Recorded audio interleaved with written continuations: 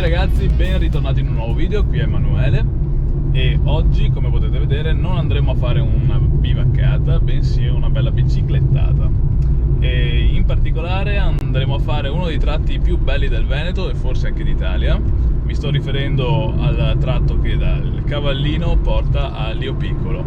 È uno dei tratti più suggestivi perché passa in mezzo alla laguna e ha dei paesaggi veramente affascinanti e particolari. Bene, detto questo, parcheggio, montiamo in sella e partiamo.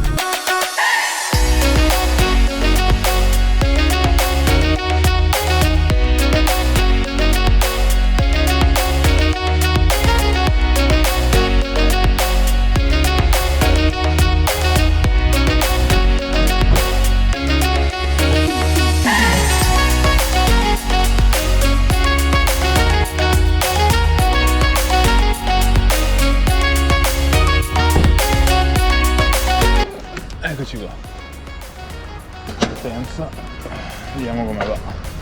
È da un po' che non metto piede su una bici.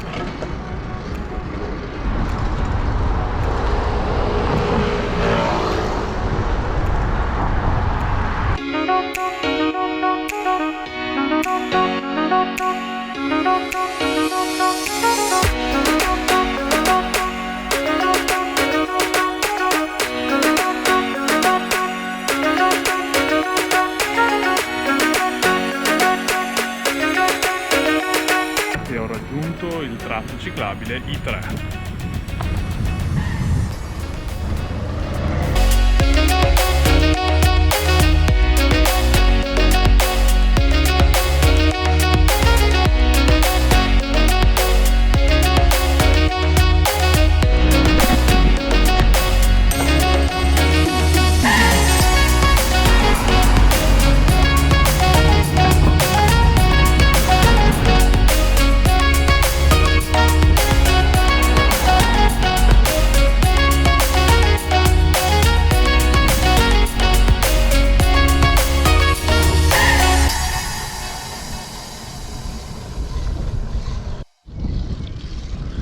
Ok ragazzi, da questo momento in poi probabilmente mancheranno gli alberi, quindi male.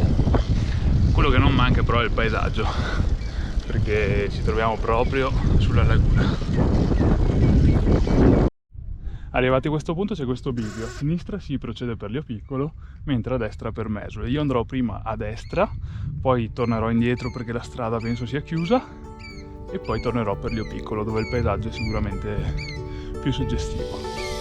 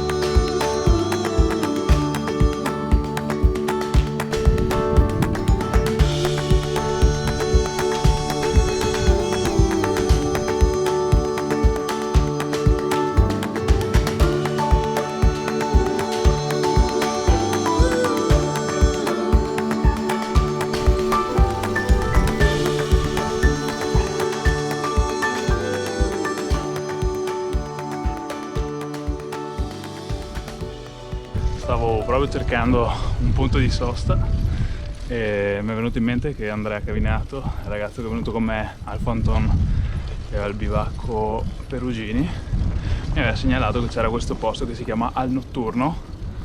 Stavo cercando ed era praticamente 100 metri davanti di me, quindi penso farò proprio sosta qui.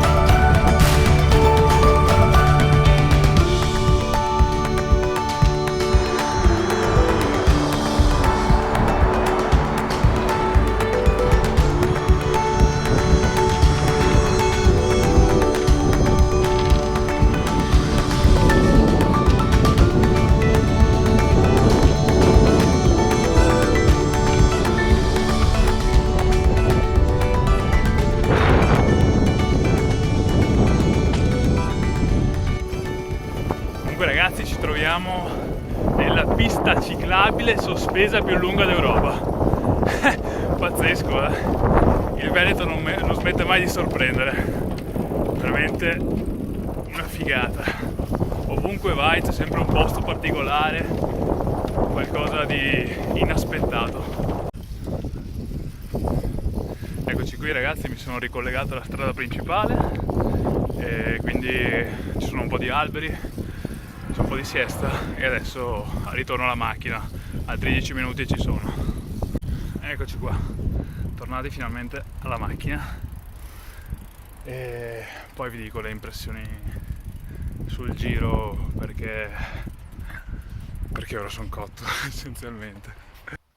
Eccomi qui ragazzi, sono ritornato a casa e niente, il giro è stato veramente bellissimo, ha dei panorami splendidi e la laguna ha veramente tanto da dare, anche da un punto di vista culinario. Per quanto riguarda il giro, io lo consiglio di fare nei mesi primaverili, quindi da marzo a giugno, e può essere fatto anche in famiglia, quindi con bambini appresso. Il chilometraggio potete sceglierlo voi, ovviamente, in base a dove parcheggiate. Cercate di fare magari un tragitto ad anello in modo tale da vedere più panorami possibili. E niente, detto questo, io spero di portarvi altri nuovi video riguardanti il Veneto, magari anche qualche biciclettato, oltre ai soliti trekking. E niente, noi ci vediamo al prossimo video. Ciao!